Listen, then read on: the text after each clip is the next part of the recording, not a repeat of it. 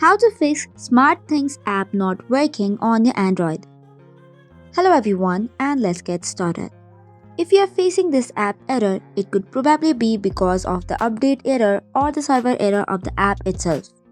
So here are 3 ways by which you can solve this problem. For the very first step, go to Play Store and make sure that the app is updated. If there is an update button right next to the application, make sure to tap it. However, if this does not work, the second step is long press your app and go to App Info. Then after, click on Storage and Cache and then Clear Cache. The next thing that you need to take care of is go to the previous page and give the permissions required. This could also be the reason by which your app is not working.